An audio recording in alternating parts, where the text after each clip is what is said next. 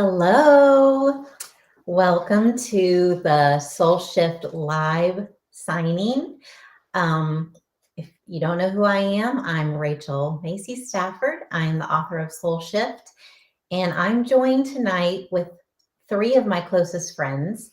Two are kind enough to be in front of the camera with me. This is Britt, and this is Maggie. And Cindy is going to be troubleshooting behind the scenes. This is Cindy. And I'm just really, really thankful that you guys have decided to join us tonight. And we have some great questions that you've submitted that we're going to get to shortly. But first, I thought it would be fun to tell you a little bit about my friends. I could not have written this book without support. You know, it can be lonely writing a book and doing that sort of endeavor by yourself. And what you don't see when you're reading the book is all the people that supported the author behind the scenes. And these three women were just a huge part of my support system through that process. So I thought it would be fun to share a little bit about each one of them, how I met them, or something meaningful that I want to share about, something that they said to me that's stuck with me. So first, I'll start with Maggie. And they know about you because, well, she named baby Noah at the Noah Khan concert, which a lot of you were raving about that, finding Noah Khan and then baby Noah. So Maggie, do you mind telling how we met? Sure. So I followed Rachel's blog from, we met in 2017, right? Mm-hmm. So for probably 2 years prior to that, at least. And we share the love of music, and I knew that. And so I was at a Matt Carney concert, and we were at the VIP. So he was we got to meet him. And across the room, we were at a small venue in Atlanta, and I saw Rachel. And I looked at my husband and I said, "That's Rachel Macy Stafford." And he was like, I'll never forget it. He was like, "Really?" So I pulled up her picture and he goes, "Oh, that is her." And so he was like, "Let's go talk to her." And I was like, No. And then all of a sudden, Wes yells, "Rachel." And I was like, so. Yep. And then that's how we met. And she was so kind and just so welcoming. And it was almost like an instant connection. Yeah. And I was new to the area. And so when Maggie and Wes were like, "Oh, we pre-ordered Hands Free Mama." Like when I hear the words, "We pre-ordered your book," like I'm like, "Oh, okay, these are my people," you know? So just talking to Maggie, I felt like she said, just like instantly like, this is someone I can be myself with. Well, she'd already read most of my blog posts, so she already knew all the vulnerable stories that I had shared. So one story that I wanted to share tonight about Maggie is we started meeting halfway between our houses because we don't live super close, but we would meet halfway to take walks. And one time, it was probably 2 years ago or so, there was a tropical storm in our area, which is very rare, but we had this date to walk that next morning. And we're like, well, I see some trees down. It's fine. We're going to just go ahead and meet. And so it took like 45 minutes to get to where we were going to meet because every road had a tree across it. And Maggie knows I'm really directionally challenged. So of course that was throwing me off to be like, oh, I can't go this way. Waze is telling me to go this way. So I remember Maggie saying, don't move. I will come to you. And so I was walking around in this church parking lot and just thinking about her saying, I will come to you. And I feel like it just represents Maggie in my life, because whenever I need her to show up for me, she always does. And so that's a really special memory that I have about Maggie. And then Britt. So Britt, my special memory that I want to share tonight about Britt is I had a speaking event in my city where I live. And I had avoided that for like 7 years because I don't really like talking to people that I know. I much rather talk to strangers. And so I was very, very nervous about all these people coming that were friends and neighbors. And that day, I was kind of in the back room waiting for my talk to start. And Britt came in, and I just kind of like poured out my heart to her. I was like, I am so nervous. I'm never this nervous. I don't think I can do this. And Britt said, remember, Rachel? Remember you were on the Today Show? You sat on that couch with Jenna Bush and you told your vulnerable stories to 1 million viewers. If you can do that, you can do this. And what Britt did for me in that moment was like remind me of what I had already overcome, or whatever, like a strength that I had shown. And I never in 1 million years would have thought about that. But of course, it made me laugh. And it just relieved that tension. So I think that like Britt always helps me remember like who I am, what I'm made of, and just stay true to myself. And Britt is just one of those people that just helps me feel good about who I am and just lets me be myself. And then Cindy. So my story about Cindy, is Natalie had just gotten her driver's license, and she was in a car accident, and the first person she called was my husband. And so he said, I'll go, you stay at home, because of course I was a mess. I couldn't drive. And the first person I thought to call was Cindy. And I couldn't even like talk when she picked up the phone. And she said, I'll be right there. And she met me in the driveway, and I'll just never forget, like, the words she said to me were, I'll stay as long as you need me to stay. And to me, that was just exactly what I needed to hear. Like, you're not alone, and I'm here. And the reason that I wanted to share these stories tonight about these women is because I know that someone has a story about you, a phrase that you said, a time that you showed up. And something that makes me really sad when I have my live teachings is how many people will say, I don't have a gift. I don't have a talent. I don't have a purpose. And I want them to know you absolutely do. And just like these women came into my life in moments that I needed support, and they didn't think about, like, they didn't rehearse what they were going to say. They just thought, Rachel needs me, I'm going to go. And that is like, that's the essence of what Soul Shift is about, is like trusting that when you feel called to step up and show up and share your gift, you don't second guess it. You do it. And what I like to tell people is that I don't think we find our purpose I think our purpose finds us when we're willing to show up bravely, boldly, flawed, and full of hope.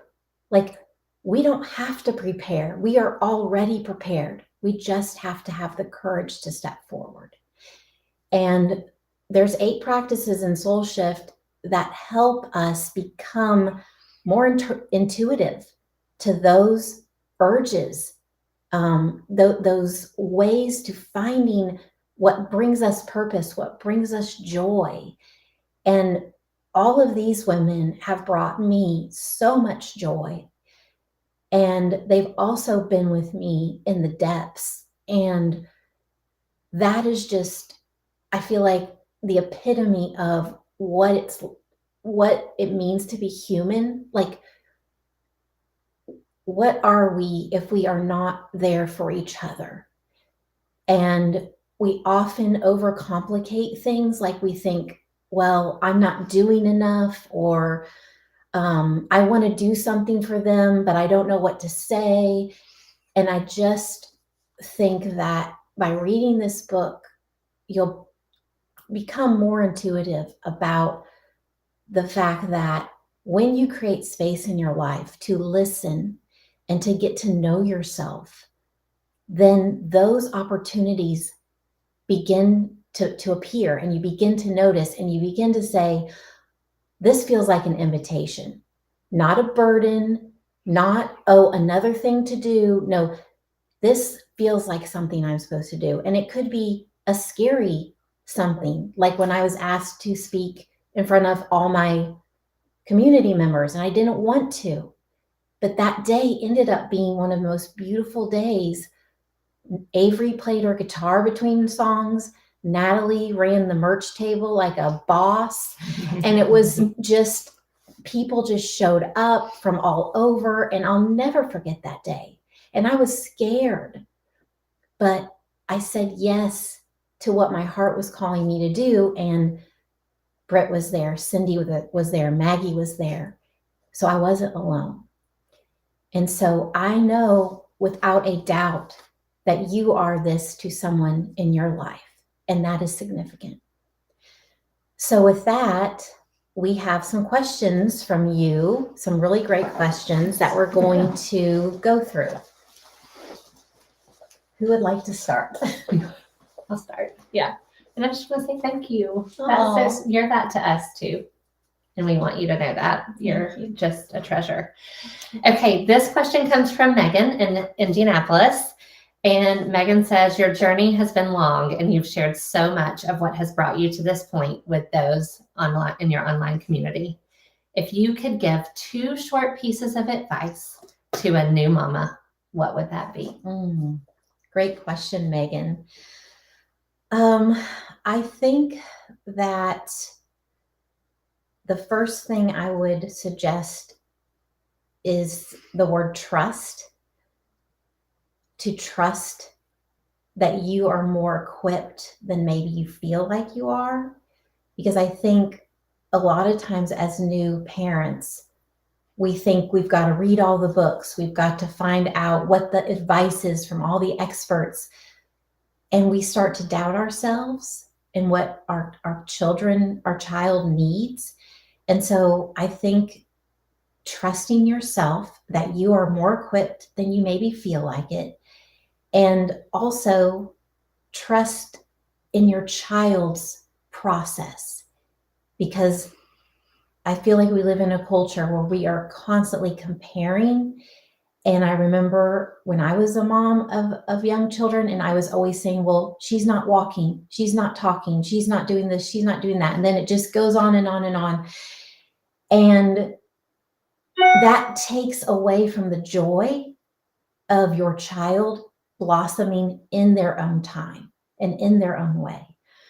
And so my advice would be the trust of yourself, trust of your child's process, and just trust that you're learning, because you've never done this before.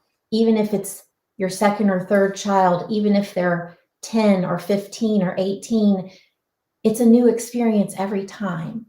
So be gentle with yourself because you're not going to know all the answers. And the sooner that you can admit that you don't know all the answers, the happier you're going to be.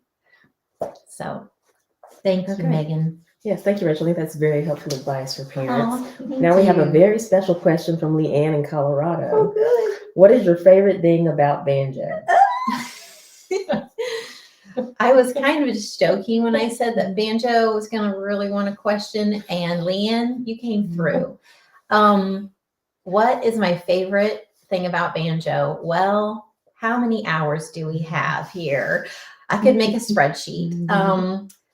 I think the top of the list would be just how calm he is. How he is a calm cat, and I've had many cats in my life, but he's a calm, chill cat. And like, he doesn't even get really too pushy about like when it's time to eat. And I feel like there's no one in my life who doesn't have like expectations. And he's just like, I love you, Rachel, just how you are, whenever you want to feed me, whenever you want to come home. And he's just like, just lets me be me. And I just think that's a rare thing in the world. So that's my favorite thing about Banjo. That was fun. That's awesome. Animals are so special. They So are. true. I feel the same. Okay, this comes from Mary in Colorado. What was the very first thing you wrote? And what feelings do you remember having when you finished it? Well, I remember in the second and third grade, I had the same teacher. Her name was Miss Paluska. She's actually mentioned in the book because she really did have a profound impact on my life as a writer. And so I just remember that she really like ignited my love of writing. And I remember like she would tell us, okay, here's a sentence starter or here's a story starter. And I would always want to keep writing, which probably doesn't surprise you because I have really long posts. People are like, oh, wow, this is really long. And I'm like, yep, that's how it's going to be. So in second grade, I wrote long essays, long stories, and I remember getting chosen for something called the Young Authors Conference. Did anyone have that in their school? It might be just me. And I just was like, I don't even know what the story was, but just being able to call myself an author was like really special. And I think that's like the first memory I have of writing something that was meaningful and being recognized for it. Was that a two-parter? How did I feel? How did you feel? Yeah, I was you very did well. proud. I was very proud. You got it all. Okay, that's great. We have another question from Colleen in Ohio. Rachel, which soul shift changed you the most and filled your heart the most? So this is Colleen. And I think Colleen is taken my course, my soul shift course. So she knows that there's 8 practices, and each practice was born from a painful truth that I faced in my life. And the practice that I feel like, what was that? Which changed you the most and filled your heart the most? The one that changed me the most, it has to be the practice of presence, which is the first practice in the book. It's my home base. It's the practice I always continually come back to when I feel like I'm meandering or losing my way or getting off of my path that's my most authentic path. The practice of presence is really the building block of the other practices, which you'll find as you're reading the book. And I love the practice of presence because it can really look like anything that you want it to look like, as long as there's certain conditions. Like Practice of presence means the phone's away, the to-do list is put away, the computer's shut down, and even, just setting aside the guilt and setting aside expectations and just letting yourself be in that present moment. Because I just don't think there's a lot of moments in the day where we're actually fully present with our thoughts and just checking in with ourselves. But for me, when I check in with my inner world in the morning before checking with my outer world, which is like the phone and the computer, my whole day goes on a different trajectory. Because I just think when we listen to ourselves and we listen to the guidance of our heart by getting quiet, getting still, then we are getting to decide what direction our day is going to go in, or what our priorities are. So practice of presence is the one that's changed me the most. The one that's filled my heart the most. That's a tough one. Probably letting go of perfection. The practice of letting go of perfection. And that one trips everybody up because they always say, well, I'm not a perfectionist. That doesn't apply to me. But I think of perfection, another way to look at that is the fear of not being enough. And I think a lot of us have this fear of not being enough. And for me, it was a driving force in my life for many, many decades. And so I was constantly trying to prove my worth. I had to earn my worth by doing and achieving and performing. And if you know anything about that, it's exhausting. And it's also never fully satisfying. If you are living to please external factors, it's never going to be enough. And so learning the practice of letting go of perfection and allowing things to be and accept things as they are, including myself and my children and my husband, the way that they are, and not trying to change them, that created a lot of joy in my life. So I think the practice of letting go of perfection would be the one that's filled my heart the most. That's great. Thank you. Yeah, that's awesome. Okay, Laura in Toronto wants to know, Rachel, your 5 books and your blog post are filled with so much profound wisdom, which I agree, Laura. I was wondering, what is your favorite quote from your own writing? My favorite quote from my own writing, it's gotta be, when we see each other's scars, we love each other more. And that quote to me, it came to me in one of the very first times that I ever spoke publicly about some of my struggles. And I locked eyes with this woman in the back of the room, and she was just nodding like my story was her story, even though maybe the details were different. And then pretty soon I saw like a tear come down her face, and I realized, wow, like all this time I've been trying to hide my struggles and insecurities in order to belong, but I've actually never felt more belonging than I did in that moment of just meeting her in that light of authenticity. And so I realize we can't share our scars with just anybody. Like, we have to build trust in order to do that.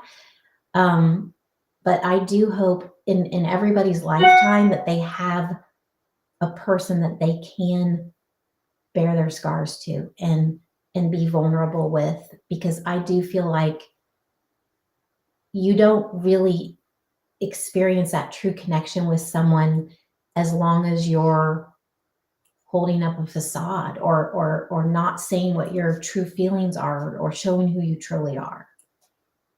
So thank you. Yes. Okay, we have a question from Connie in Maryland. What inspired you to write this book now? Well, a couple things about soul shift.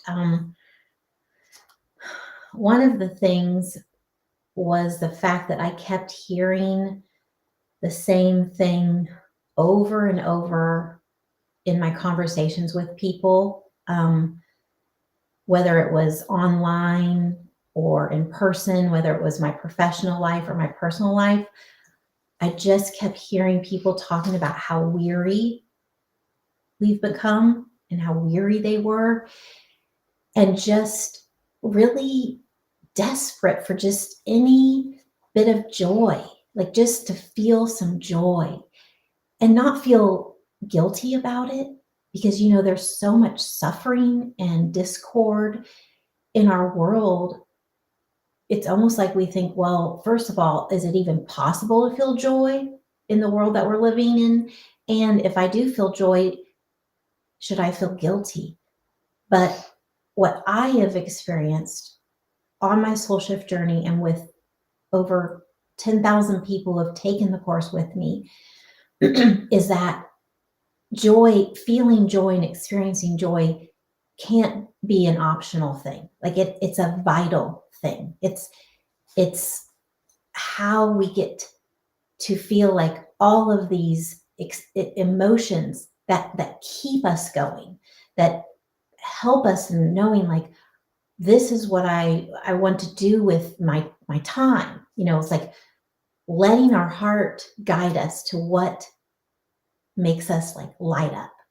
And joy, I feel like, is one of those things that we can't quite, put a definition on, but we know it when we feel it. And the practices in this book, whether it's deciding you're not going to live distracted, or having healthy boundaries in your life, or looking at mistakes as stepping stones, those practices create the space and the time and the permission for joy and these joyful moments. Thank you. Yes, thank you, That's a Rachel. good one. Okay, this comes from Rita. Oh, this might be something that brings you joy. Okay. I love this book, and I wish you great success with your numbers. Do you have Banjo with you at your book signings? Any paw prints alongside your signature? Oh my gosh. So Banjo does not travel. The closest thing to traveling that Banjo does is get in my suitcase when it's open and I'm preparing to go somewhere, because he's like, I don't want you to leave. He does not like when he hears the suitcase come out of the closet, he is not happy. So definitely Banjo does not go. But the fun thing that when I do travel, and Natalie did this when she was home, and she's at college now, and then Avery now does it, but I get a lot of Banjo videos when I'm on the road. And it just really makes my day. And I think the girls like it because they know Banjo's really special to me. So they feel like they're comforting me by letting him know that he's being well taken care of. So thank you. Yeah. That's great. Okay, so we have a question from Juliana in Virginia. How do you work on self-forgiveness for all you've done that causes so much pain and shame? Mm.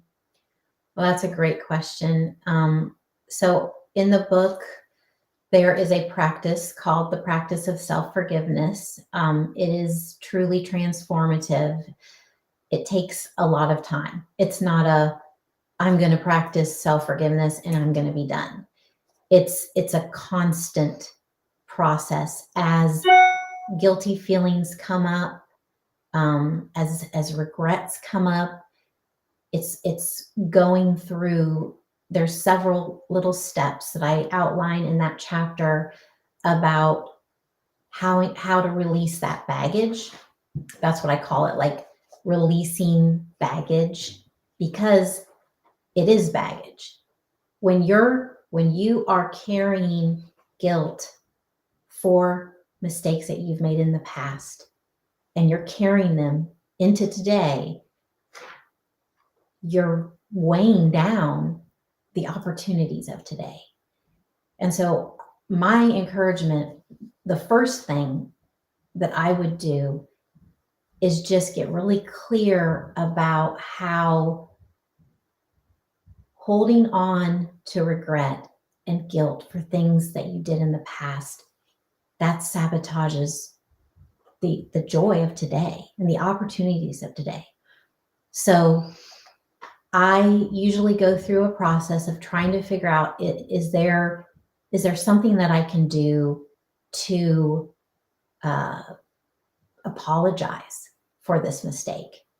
And I found that some of my biggest regrets were with how I treated my daughters early on when I was extremely distracted and stressed and not taking care of myself. And I found that, like, even if years had passed, it wasn't too late to apologize for those things. And I know that in some cases we don't have that opportunity, but the way that we can redeem that mistake or that hurt that we cause is by living today how we wished we would have in the past.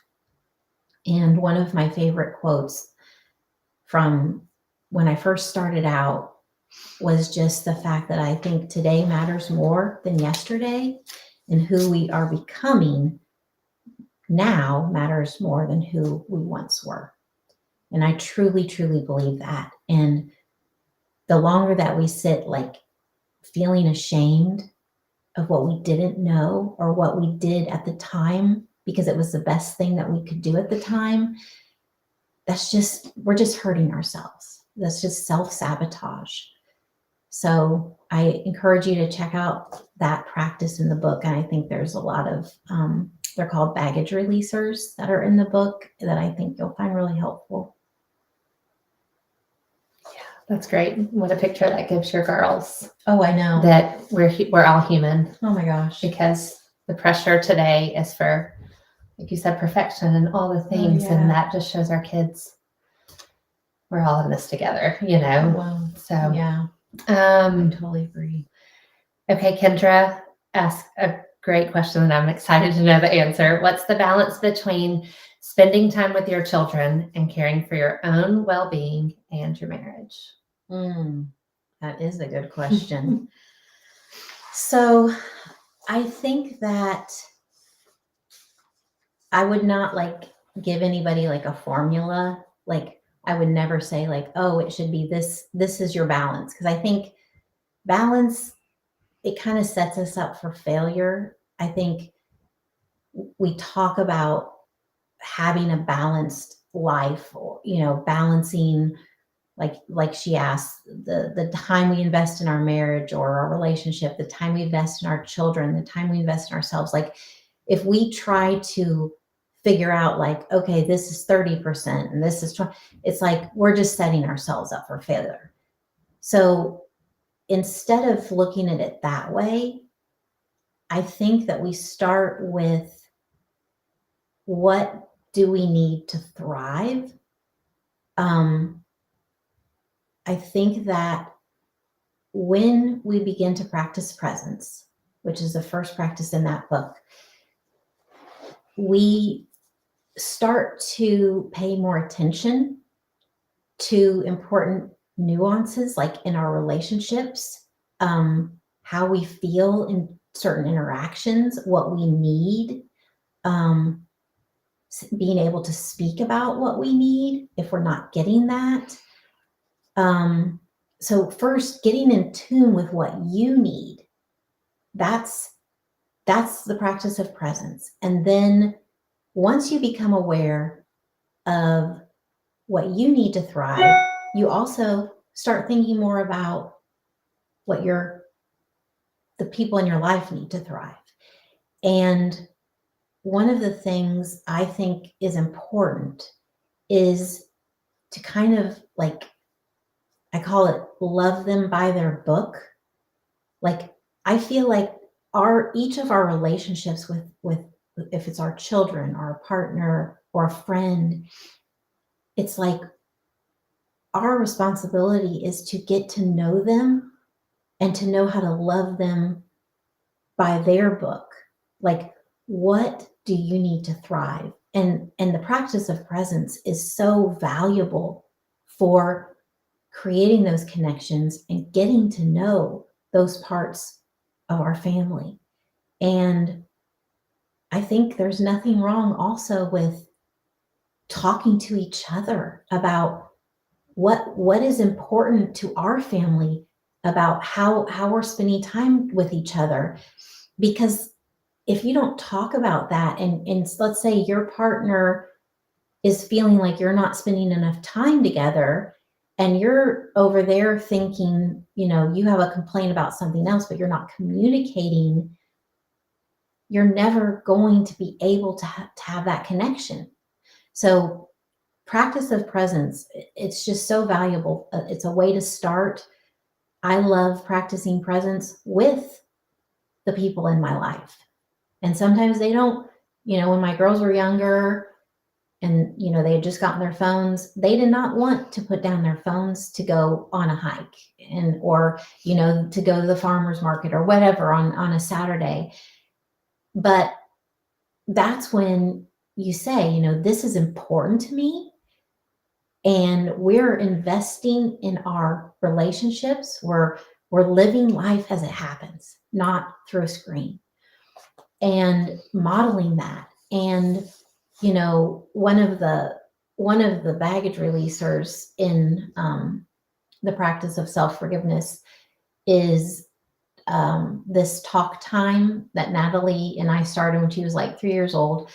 We started talk time, and it was like, talk time is a time that you get in the bed and you don't have any distractions, and you just talk about whatever you want to talk about. Like for her, it was like, she wanted to know what bad thing happened in the world today, Mom. And it became like this ritual of, we're going to have talk time. And I remember telling my sister when she was dating someone, and he heard about talk time, and he was like, Rebecca, I want to have talk time. Can we have talk time tonight? And so it was so funny, because then Rebecca was like, we had talk time, and it was actually really nice, like dialogue. And so that's practice of presence, and like just making investments in each other, and not saying, oh, this has got to be every Saturday, every Sunday, or checking it off a box, but becoming aware of when there are these opportunities to connect, because they are literally right in front of our nose if we're not distracted. So that's kind of my answer for that one. It's a hard one. That's a great answer. Yes, thank you. Mm-hmm. Okay, we have a question from Cheryl in Ohio. What disciplines do you incorporate in your daily life to help you stay afloat? I love that. So, well, definitely, I already mentioned I have gotten very committed to not looking at my phone first thing when I get up. In fact, I try to go at least 30 minutes before looking at my phone. That's been a game changer for me, to protect. It's like a little buffer around my morning. It's a buffer that ensures that I can be present, not just with myself, but with the people who are in my house. And I already have one child that's moved out to go to college, and I just have the one left. And I feel time just going. And so to know that in the morning, when she comes downstairs, I'm there, and we drive in the car, and it's like, I'm there. I'm not thinking about what someone is asking of me through text or email or social media.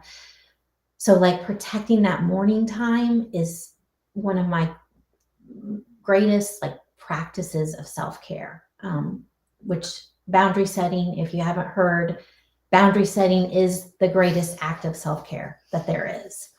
So that's a boundary that I set. I also am committed to taking a walk every single day. And when I had a really bad chronic case of plantar fasciitis and had to have surgery, sitting there for a couple months with my foot in a boot and not being able to do that was just extremely hard. And it gave me a new perspective about what a gift it is to move my body. And so being able to do that every day, like I will never say I don't have time to take a little walk. Like I just won't do that. I will always make time because I always feel better. It's my time with, I pray, I think about my dreams, I listen to myself, I listen to my heart, I work through problems. Sometimes I call my mom and dad and we'll talk for a long time as I'm walking. So being outside and being in nature is just really restorative to me. So I think those are my top two practices that I do for self-care. Thank you. That's great. I think we have about time for maybe one or two more. All right, this comes from Hannah in Missouri. When working and talking with parents, what excuse or roadblock are most people facing when they're trying to reclaim joy in their lives? That's a great one. So I think this is not just for parents, but really anybody. I think one of the biggest obstacles to reclaiming our joy is our inner critic, is our negative inner dialogue. I don't think people are quite aware of how often they sabotage like their own joy, or they put themselves down. Some of the self-sabotaging statements that I hear when I teach, people say, I'm a bad mom. I'll never reach that goal. Why can't I get over this? I'm so unmotivated. Like, we talk to ourselves in that way, and sometimes we don't even realize that we're doing it. But the very first step in the practice of being kind to yourself, which is the third practice, is beginning to identify that inner critic, because you can't replace self-sabotaging thoughts with the compassionate responses if you don't become aware that they're happening. And so for me, I realized there was one place that I had the most self-sabotaging statements, and that was in front of the mirror. And when I stood in front of the mirror, judging and criticizing myself and telling myself I was not good enough to show up, I was robbing myself of a chance to go and share my gifts and to make my contribution, which I totally believe that every single person has a unique contribution to make in this world. And when you don't show up, your contribution is missed. And so I think that we sabotage, it becomes a roadblock to joy, because part of fulfilling our purpose is our joy. And so the first step to overcoming that obstacle is to begin listening, to listen to how you're speaking to yourself. And it's actually one of my favorite parts of this book, and what I do in my workshops is working with people to identify one of their most common sabotaging thoughts. And it's very interesting when people think about it and they know right away. They say, this is what I say to myself all the time. And then to take that statement, like for instance, I'm so unmotivated. And know, if you change that to second person and you say, you're so unmotivated, it kind of like makes you bristle, because you're like, wait a minute, would I ever say that to my friend or my child? You're so unmotivated. And I'm saying it to myself. So then it kind of helps you step back for a minute And then you think, well, what would I say if my child or my friend was saying, I have this huge project in front of me, or I have all this stuff I need to do. I can't do it. I'm so overwhelmed. I'm so unmotivated. And we would speak compassionately to them. And we would say, you're tired. You've been going through a lot. Let's just break it down. Take it one thing at a time. And that is the practice of learning how to be kind to yourself, is learning how to talk to yourself like you would a friend. And I just kind of glossed over that, but I break it down and I walk you through that in the Soul Shift book. And that's one of my favorite parts about the book, is I wanted to make it like engaging so that there's not a whole bunch of blank lines to feel overwhelming, but there's space to doodle and put notes and draw and color so you can actually interact. And that one of those exercises that I just talked about is in there that I walk you through. But yeah, so, okay, so we're getting close to time. Do we have a really short one? Let's see. Maybe you can quickly answer this one from Shannon in Indiana. What or who inspired you to get a degree in special education? Okay, so when I was doing my elementary school student teaching, I noticed that there was always a student or two pulled away from the group because of their behavior. And I would always gravitate toward the ones that were pulled away because it made me sad that they were being excluded that way. And so what I started doing was just getting to know them, kind of like what I was just talking about. To love people by their book means you get to know them, you listen to them. And when they would tell me something interesting about them, like there was this little third grader that was like really into Pokemon when Pokemon was super big. I think it's come back actually. I think, but he knew every Pokemon character and he was like the expert. And so one day at recess, I was just like, hey, do you guys know what, so-and-so knows about Pokemon? And they're like, no, I don't know about this. And then they come over and he, starts shining because he's telling all these things he knows about Pokemon. And it was like in that moment that I was like, if there's someone who's pulled away and isolated from a group and I can somehow create a connection to help them be included, like that's what I want to do. And that's really how I started looking into like, how do I become a special education teacher? And I really was drawn to the kids that had the behavior problems. And I honestly owe my students so much for what I know now as a mom, as a human being, about, just not counting people out. They would come to me having exhausted all the other avenues and they're like, well, this is their last chance. And I thought, let's sit down. Let's figure out, where do you want to go? Who do you want to be?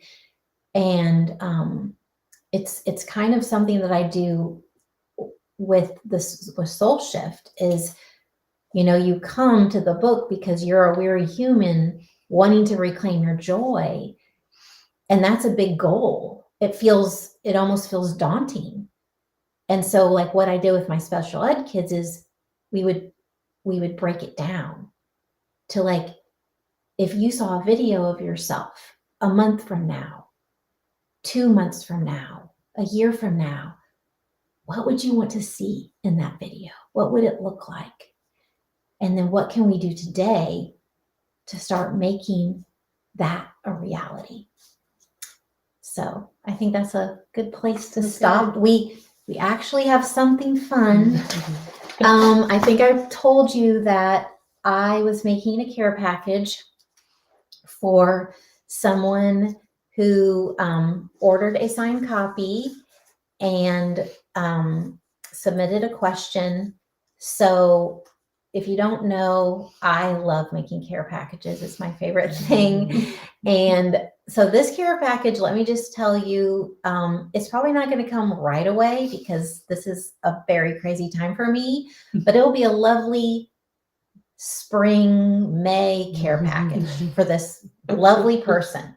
So Maggie has all the names. I'm going to pick one.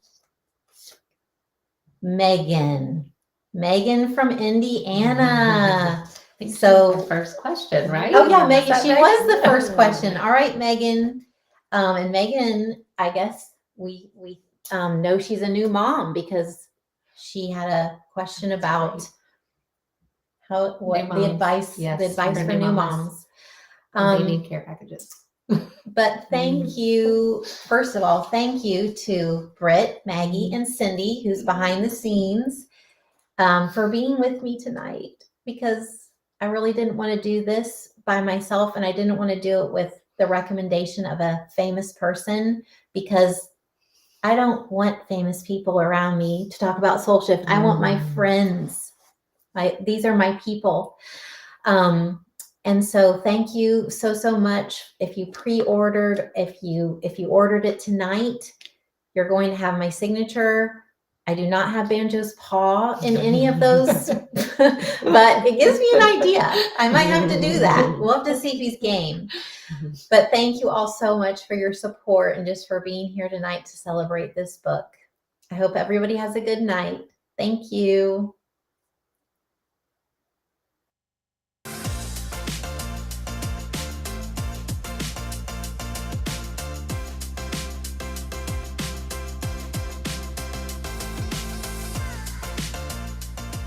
Hey, this is John Acuff, New York Times best-selling author of 7 books and someone who's done a live signing. If you like the one you just watched, make sure you check out our YouTube channel. It's full of amazing authors having great conversations and signing books for viewers just like you. So make sure you subscribe, and thanks for watching today.